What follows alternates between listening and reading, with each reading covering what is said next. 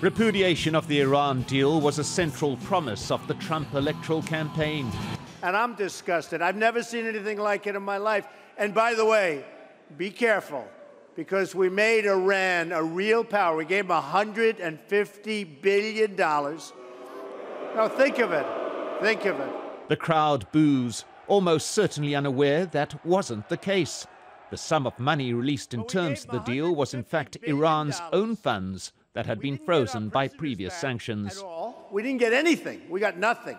During his first months in office, President Trump had to acknowledge the fact that Iran was complying with its side of the deal, formally certifying so on 2 occasions.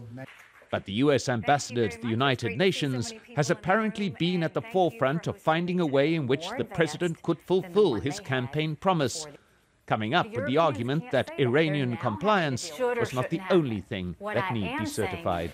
We owe it to ourselves to look at every aspect of this deal and understand that this was a flawed deal, and understand that this flawed deal has negative consequences as well. This argument that other factors such as US national interest should be taken into account, rejected by other signatories to the deal. The agreement is about nuclear. Nuclear is fulfilled. The agreement is delivering. Made clear too the fact that the US cannot take unilateral action without Security Council consensus, the deal being signed by the 5 permanent members along with Germany, known as the P5+1. همه اون 5 تا کنار جمهوری اسلامی ایران هستند. All members of the P5+1 stand in line with Iran, except that one.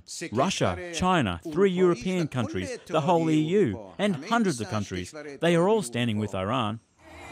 Perhaps the real interest of President Trump is not the deal itself, but the perceived political and personal need to meet one of his campaign promises.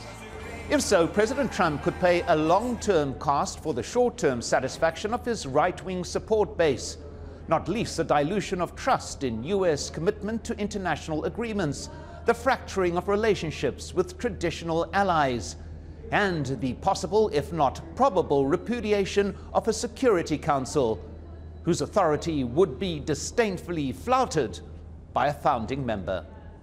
Mike Hanna, Al Jazeera at the United Nations.